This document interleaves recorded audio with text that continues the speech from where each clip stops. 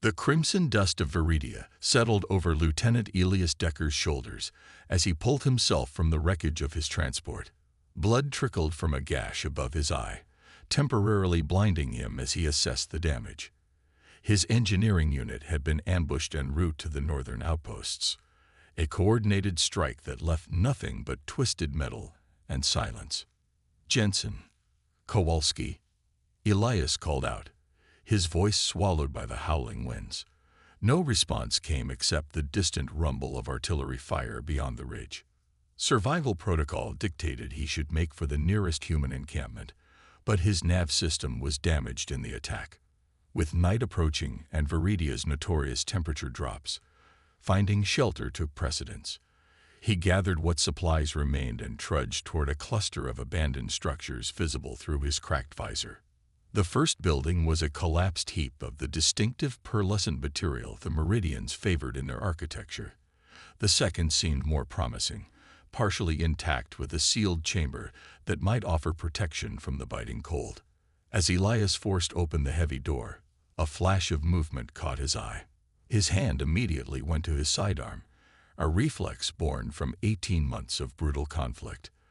A wounded Meridian warrior lay half-buried beneath fallen debris, her silvery skin dulled with dust and what appeared to be the Meridian equivalent of blood, a viscous blue fluid seeping from multiple lacerations.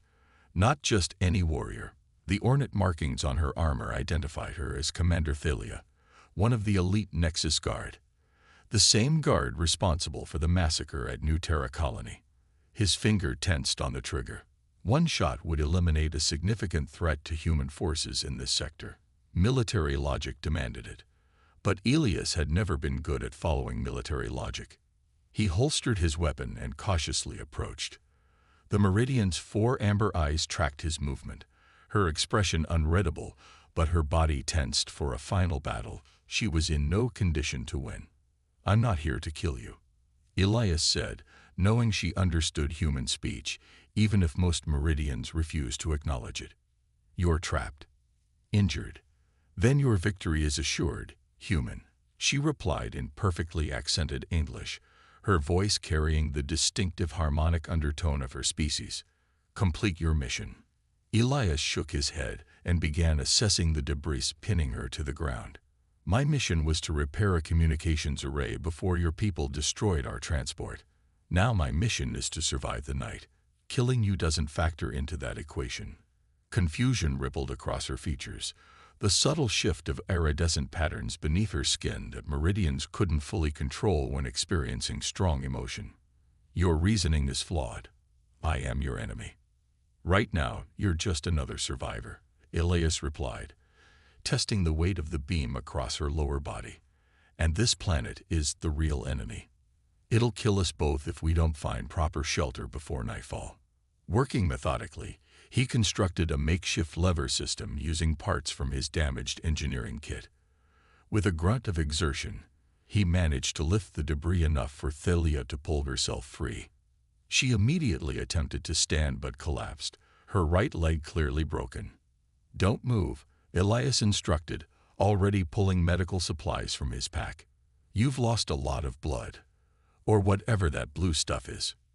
"Ichor," she corrected automatically, watching with suspicion as he prepared a universal coagulant spray. "Why assist one whose death would benefit your kind?" Elias applied the spray to her worst wounds, noting how she refused to flinch despite what must have been considerable pain. "Because 18 months ago, I was an engineer building habitats on Titan. Not a soldier. Not someone who leaves wounded people to die, regardless of their species." A distant explosion illuminated the darkening sky, reminding them both that the war continued regardless of their unusual encounter.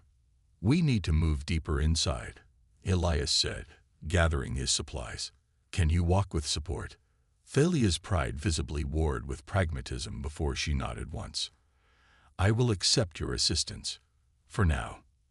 As night descended on Viridia, 2 enemies who should have been intent on destroying each other instead huddled in the remains of a fallen civilization, their survival now inexplicably intertwined. 3 days had passed since their unlikely alliance began. The abandoned Meridian outpost, once a military surveillance station, now served as their reluctant sanctuary. Elias had managed to seal the inner chamber against Viridia's harsh elements, rigging a rudimentary heating system from salvaged parts that bathed the space in a soft amber glow. Philia sat with her back against the curved wall, observing the human as he worked. Her broken leg was now properly set and immobilized with a splint fashioned from composite materials Elias had scavenged. The pain remained, but meridians were trained from birth to compartmentalize physical discomfort. "Your fever's down," Elias noted, checking the makeshift diagnostic panel he had assembled from his damaged equipment. "Whatever was in that infection is finally responding to the antibiotics. Our physiology should be incompatible," Philia remarked, studying the human with renewed interest. "Your medicines should have no effect on my system." Elias shrugged, the casual gesture so typically human. "Engineering principle. Sometimes things work even when the manual says they shouldn't." A moment of silence stretched between them before Philia spoke again. "Why did humans come to this sector? You must have known the Meridian Council would perceive it as aggression." "Viridia was supposed to be uninhabited," Elias said, settling down across from her. "The initial surveys showed no signs of intelligent life. By the time we realized your people had subterranean cities, the colonial infrastructure was already being built." He sighed, running a hand through his dust-streaked hair. "Politics and pride did the rest." "Your explanation lacks certain facts," Philia said, her secondary eyes narrowing slightly. "But it also lacks deception." Elias offered her water from their dwindling supply. "Your turn. I've heard rumors about why the Meridians fight with such desperation. Something about your species facing extinction even before we arrived." The chamber fell silent save for the soft hum of the improvised heater. Philia's iridescent patterns shifted beneath her silvery skin, betraying emotional turbulence despite her composed exterior. "We are dying," she finally admitted. 3 centuries ago, our ancestors attempted to perfect our species through genetic modification. They succeeded in creating enhanced warriors, scientists, and leaders, but the modifications carried an unforeseen cost. Her 4 eyes briefly closed in what Elias had come to recognize as an expression of deep distress.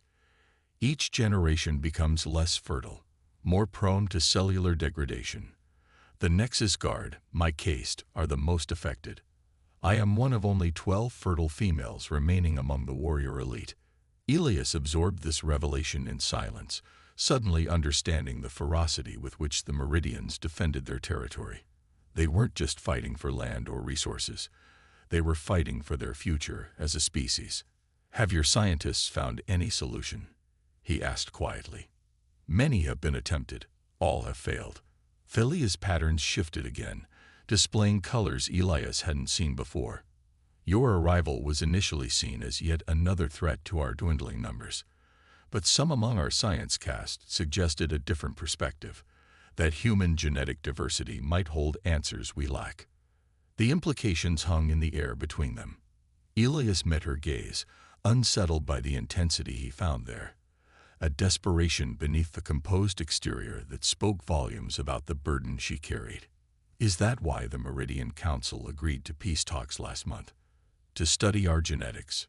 "Yes," she admitted, though those talks were merely a first step, and many opposed even that concession. As night fell once more over Viridia, their conversation turned to smaller things. The differences in how their species experienced the world, memories of lives before the conflict. Philia found herself strangely fascinated by Elias's emotional expressiveness, so different from Meridian restraint. When he spoke of his family back on Earth, his voice carried nuances that her people would have suppressed as weakness, but that now seemed to her like a different kind of strength. That night, as Elias slept, Philia watched the rise and fall of his chest and contemplated the strange twist of fate that had placed her life in the hands of a species she had been bred to view as inferior. Yet in his compassion, she glimpsed something her people had engineered out of themselves generations ago. something they might need if they were to survive at all. The abandoned outpost had become something more than a shelter. Over the weeks of recovery, as Thalia regained her strength and mobility, the small space had transformed into a world apart from the conflict that raged across Viridia's surface. "Try it again," Elias encouraged, standing ready to support Thalia as she tested her healing leg. Just to the far wall and back. Thalia moved with growing confidence, the natural grace of a Meridian warrior returning to her movements. "The bone has knitted well," she observed clinically, though Elias had learned to recognize the subtle pattern shifts beneath her skin that indicated satisfaction. "Another week, and you'll be ready to rejoin your people," Elias said, his tone carefully neutral despite the unexpected hollowness the words created in his chest. Thalia paused, her 4 amber eyes studying him with an intensity that had once unnerved him, but now felt strangely intimate. "And you will return to yours." Neither spoke the obvious truth, that their unusual alliance had evolved into something neither species would understand or condone. That evening, as they shared their meal of reconstituted rations, and local flora Thalia had identified as safe for both species, the distance between them had diminished to mere inches. Their conversations had progressed from cautious exchanges of information to genuine dialogue, punctuated by moments of what Elias realized might actually be humor, a concept Thalia had initially claimed Meridians did not possess. "Your people express emotion so openly," Thalia remarked, watching the play of firelight across his features. "We were taught that such transparency was evolutionary weakness. And yet you've started doing this," Elias said, gesturing to the subtle blue-green patterns currently rippling beneath the skin of her arms. A display he'd noticed occurred most often when they were in close proximity.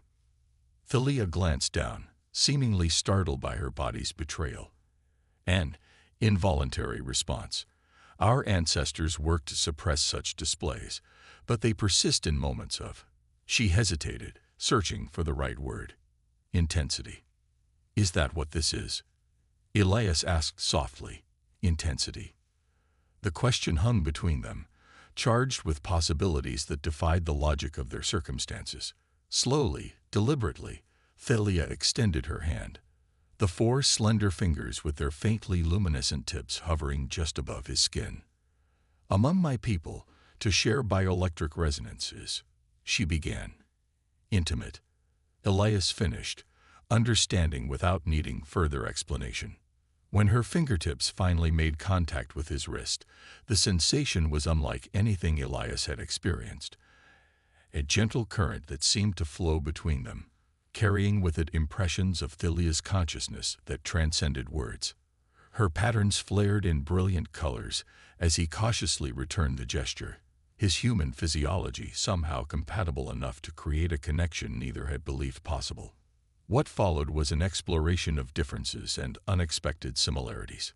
Her silvery skin against his tanned complexion, the rhythm of her dual heartbeats against his single one. Their anatomies were alien to each other, yet they discovered a harmony that seemed to mock the notion that their species were meant to be enemies. Afterward, as they lay beside each other in the dim light, Thalia traced the outline of Elias's face with wondering fingers.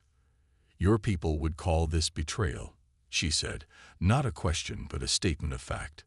"Probably," he agreed, watching the patterns beneath her skin shift in hypnotic waves. "What would yours call it?" "Heresy," she replied without hesitation. "Or possibly salvation. The line between the two has become unclear to me." Outside their sanctuary, distant explosions illuminated the night sky, a reminder that their private understanding existed in defiance of the larger conflict. Yet within these walls, they had created something that felt more genuine than the hatred that had driven their species to war. "What happens when we leave this place?" Elias finally asked the question they had both been avoiding. Thalia was silent for a long moment before answering. "I don't know, but I am beginning to believe there must be a path forward that does not end in either of our extinctions." As they drifted into sleep, still connected by touch, neither could have anticipated how prophetic those words would prove to be.